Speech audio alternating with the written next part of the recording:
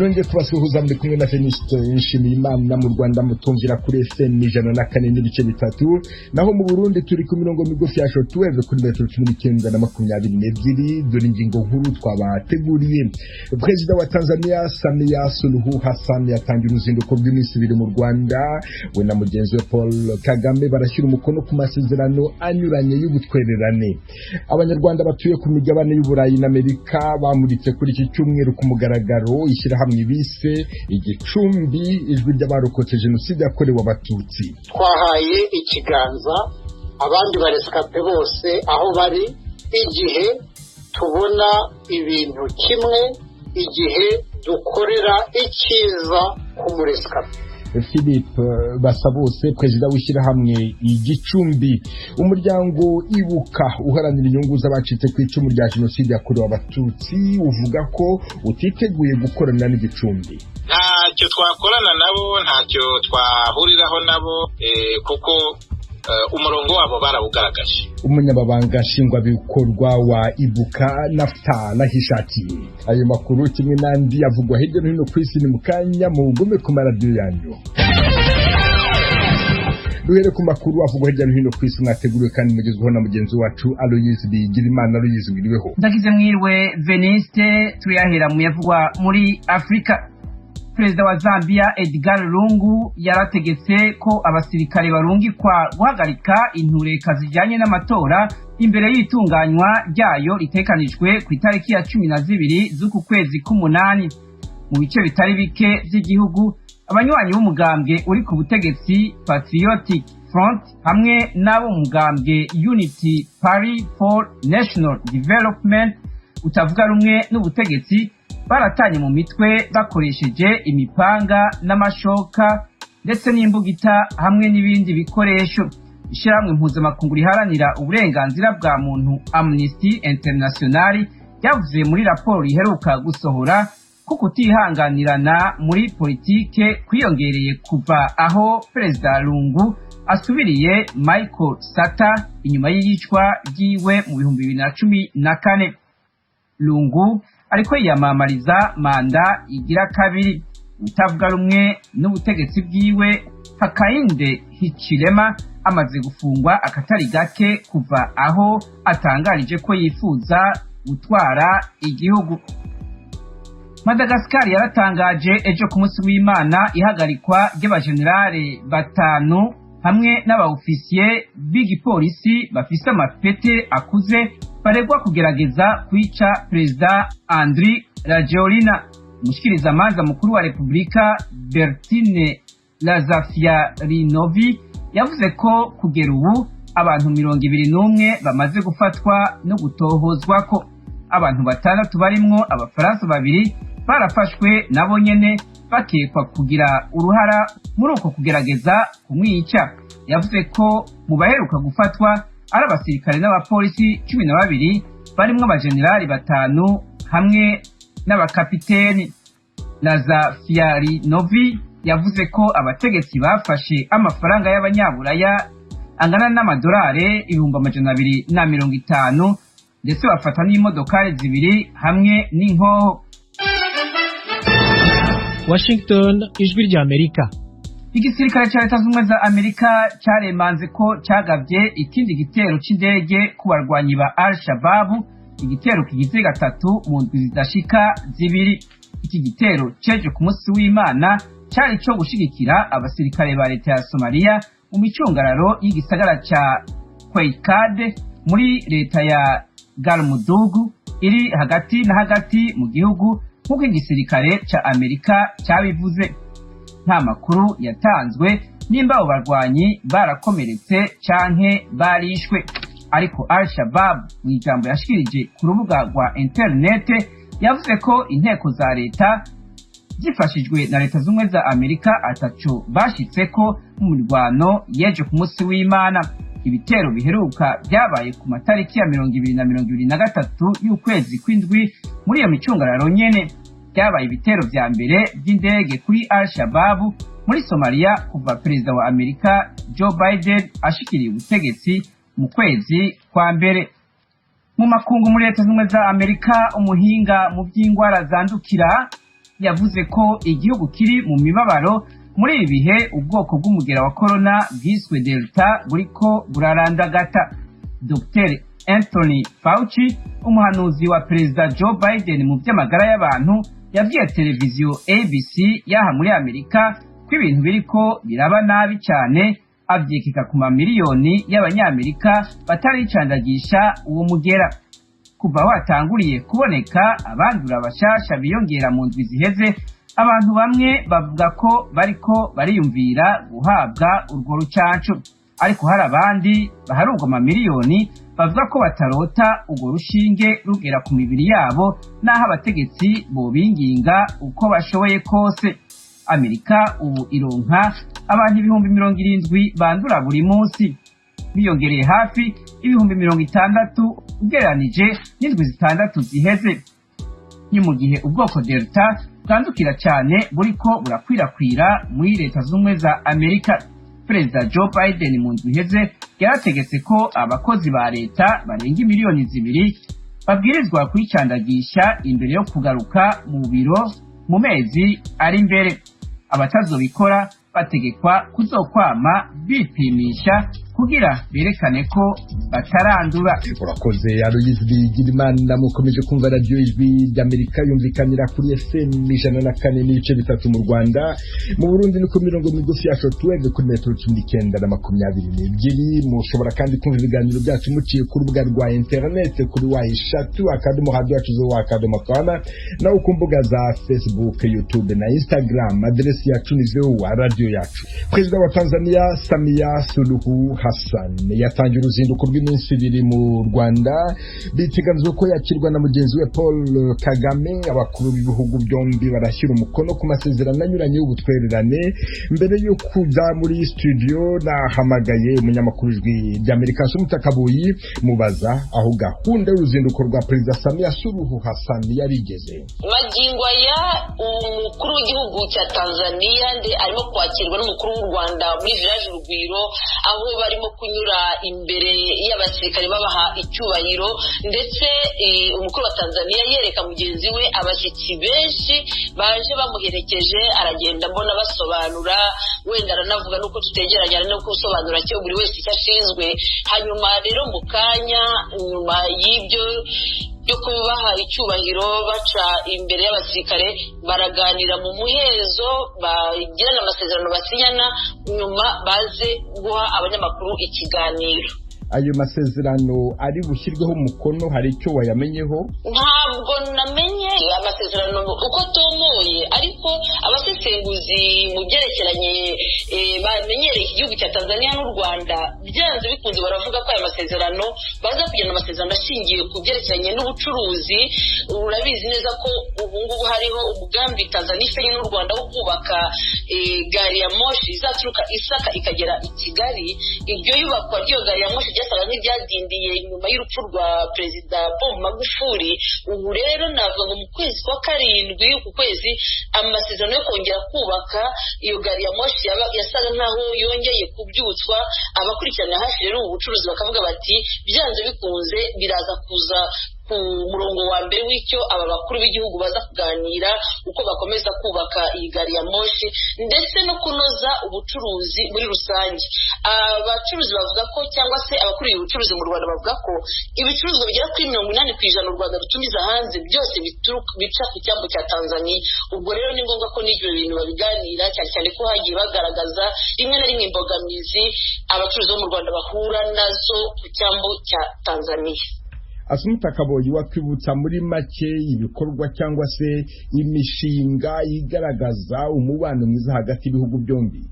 Ni nkaho narinyi ikomojeho n'ibyerekeranye cyane n'ibyo byo guhahirana, kuko ibicuruzwa byinshi cyane u Rwanda rukura hanze birubicisha ku cyambu cya Tanzania. Ikindi nakubwira nuko biteganijwe ko nyakubahwa perezida wa Tanzania azasura icyanya cyagenewe inganda hano mu Rwanda cyubatse i Masoro hano mu mujyi wa Kigali. Muri icyo cyanya rero hari uruganda rukomeye rwa Tanzania Azamu, navuga ko rukora ibintu byinshi cyane, amafarini menshi akoreshwa hano mu Rwanda, imitobe inyuranye, n'ishoramari rya Tanzania rikorera hano mu Rwanda.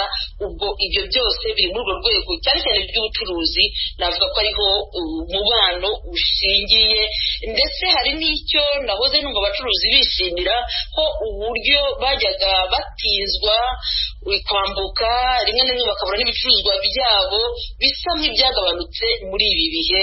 navuga ko ari iryo terambere ry'ubucuruzi rigenda rirushaho kugerwaho hagati y'ibihugu byombi. Asumta Kaboyi, umunyamakuru w'Ijwi ry'Amerika i Kigali, ndagushimiye cyane kandi ugira umunsi mwiza. Ndagushimiye cyane nanjye Venuste, umunsi mwiza. Nibutse ko Perezida Samia Suluhu Hassan asuye u Rwanda nyuma y'imyaka 5 uwo yasimbuye nyakwigendera John Pombe Magufuli. Yasuye u Rwanda hari mu gihe cyo kwibuka mu kwezi kwa kane umwaka wa 2016. Perezida Suluhu Hassan bikaba biteganijwe ko uyu munsi nawe asura urwibutso rwa Gisozi rwa Jenoside yakorewe Abatutsi. Abanyarwanda batuye ku migabane y'Uburayi na Amerika bamuritse kuri iki cyumweru ku mugaragaro ishyirahamwe bishe Igicumbi, ijwi ry'abarokotse Jenoside yakorewe Abatutsi. Philippe Basabose wigisha muri kaminuza ya Memorial University muri Canada ni perezida w'Igicumbi, yatangaje ko bazakorana n'andi mashyirahamwe arengera uburenganzira bw'abarokotse ndetse n'umuryango Ibuka uhuriyemo ayo mashyirahamwe. Naganiye nawe ntangira mubaza icyatumye bashinga uwo muryango. Icyatumye dushinga uwo muryango nk'abarokotse Jenoside yakorewe Abatutsi, hari ibibazo byinshi, hari inshingano nyinshi dufite, tukumva umuryango nk'uriya uzadufasha guterera agacumu k'ubumwe nk'uko babivuga mu Kinyarwanda, indi miryango isanzwe, kugira ngo turusheho kugera kuri izo nshingano dufite nk'abarokotse Jenoside yakorewe Abatutsi. Ariko hari hasanzwe mu Rwanda undi muryango witwa Ibuka, kandi umaze imyaka igera kuri 27 urengera inyungu z'abacitse ku icumu. Niki muje kurushibuka, cyangwa se kubera iki mushinze undi muryango ukora nk'ibyo bari basanzwe bakora? Si Ibuka gusa yo mu Rwanda, hari na Ibuka ziri mu bihugu by'Uburayi, hari Ibuka yashinzwe ejo bundi muri Leta Zunze Ubumwe za Amerika, n'andi masosiyasiyo afite andi mazina atari Ibuka. Ayo masosiyasiyo yose afite ibyo akora, ariko agiye afite n'ibibazo byihariye bitewe n'aho ari. Twebwe rero twumva tuzagira uruhare mu gushobora gukemura cyangwa se nibura kuvuga bimwe muri ibyo bibazo andi mashyirahamwe adashobora kugaragaza, bitewe nk'uko nabivuze n'ibibazo byihariye abamo. None se ibyo bibazo byihariye ayo mashyirahamwe agira ntashobore kuvuga, mwebwe mutazaba mufite mugashobora kuvuga n'ibihe? Ni nk'ibibazo by'imibereho y'abarokotse Jenoside yakorewe Abatutsi, byaba ibishingiye ku bufasha butuma bagashoboye kubaho mu buryo bukwiye, kandi uburyo buhari, hari ikigega cyagombye kubikora, ndetse hakaba n'aho bamwe bitwa. Ni nk'ibibazo bishingiye kuri gestion y'amateka na memoire ya Jenoside yakorewe Abatutsi, aho rimwe na rimwe usanga bikorwa ahubwo mu buryo butoneka ku buryo bukomeye abarescape. Ibyo byose rero si ukuvuga ko indi miryango itaba ibibona, ariko hari ibyo ibona, ne kubera ibyo bibazo, kubera context bakoreramo bakaba batabivuga, ndetse ahubwo banabivuga kikaba aricyo kibi kibazo. Ni ukuvuga yuko mwiteguye kuba mwakorana na Ibuka kugira ngo murengere neza nk'uko mubivuga inyungu z'abacitse ku icumu rya Jenoside yakorewe Abatutsi? Twabisobanuye rwose, twahaye ikiganza abandi barescape bose aho bari, igihe tubona ibintu kimwe, igihe dukorera icyiza ku murescape. Ibuka ntacyo dupfa, abari muri Ibuka ni inshuti zacu, ni abavandimwe bacu, n'utari umuvandimwe wawe ku giti cyawe ariko mufite icyo kibahuza nk'abarokotse jenoside yakorewe abatutsi ubundi nta cyagombye kutubuza na kimwe gukorera hamwe. Philippe Basabose umuyobozi w'umuryango Igicumbi, umunyamabanga nshingwabikorwa wa Ibuka Naphtal Hishakiye yabwiye Ijwi ry'Amerika ko Ibuka ititeguye gukorana n'Igicumbi. Umuryango avuga ko ugizwe n'abantu bapfobya jenoside. Yatangiye ambwira uko bakiriye ishingwa ry'Igicumbi. Mu by'ukuri twarabyumvise, twagiye tubibona mu nyandiko zitandukanye zicicikana ku hirya no hino kuri social media. Ni ibintu bigayitse, ni ibintu bidakwiriye, ni ibintu bidakwiye gushyigikirwa cyangwa kuyobya uwo ari we wese. Bariya abantu bagaragaye bishyize hamwe, n'ubundi icyaburaga ni iryo zina, ni iryo shyirahamwe, ariko ni abantu basanzwe bazi, basanzwe barihuje, barahuje imitekerereze mibi, basanganywe, bamaranye igihe. Ni abantu bazwi, basanzwe barahisemo kugendera kure ukuri, guhakana ukuri. Ni abantu bagiye bagaragara mu bihe bitandukanye, mu nyandiko zitandukanye, bapfobya, bahakana jenoside yakorewe abatutsi, bashyigikira ku buryo bugaragara, ku buryo bweruye abayipfobya n'abayihakana, ku buryo ni ibintu bigayitse kubona bavuga ngo bagiye gushinga ishyirahamwe, barangiza bakabeshya ibisa n'intego, kandi bizwi neza yuko atari cyo bagambiriye. Nta wacitse ku icumu, nta warokotse jenoside yakorewe abatutsi benda kuvugira, benda gushyigikira mu buryo ubwo ari bwo bwose. Ni ibintu rero twakiriye nabi, ni ibintu bidakwiriye, ni ibintu byo kwamaganwa, ni ibintu bidakwiye gushyigikirwa n'uwo ari we wese uzi kandi uzirikana ubukana n'ingaruka jenoside yakorewe abatutsi yagize ku bayirokotse. Ku buryo nta mikoranire ishoboka, cyo nakwita collaboration mu gifaransa, ishoboka hagati ya Ibuka irengera inyungu z'abacitse ku icumu mu Rwanda n'Igicumbi kivuga yuko kizarengera inyungu zabo nabo bacitse ku icumu. Ntabwo mushobora kuzakorana? Ntacyo twakorana nabo, ntacyo twahuriraho nabo igihe, kuko umurongo wabo barawugaragaje, ntawuvuze, ntawusobanuye. Ntabwo rero ni umurongo uhabanye kure n'ukuri. Ntabwo abarokotse jenoside yakorewe abatutsi, imiryango ibahagarariye, imiryango ibareberera, ntaho yahurira n'umuntu witwara, ufite imyitwarire idahwitse, wigaragaza nk'umwanzi w'igihugu, nk'umuntu uhakana ukuri, upfobya, uhakana jenoside. Ntacyo iyi miryango yacu yakorana n'Igicumbi. Naphtal Hishakiye, umunyamabanga nshingwabikorwa w'umuryango Ibuka. Ikiganiro kirambuye hamwe na Philippe Basabose uhagarariye umuryango Igicumbi. Muracyumva 10:00 ku isaha yo mu Rwanda no mu Burundi. Ijwi ry'Amerika, uwa mbere,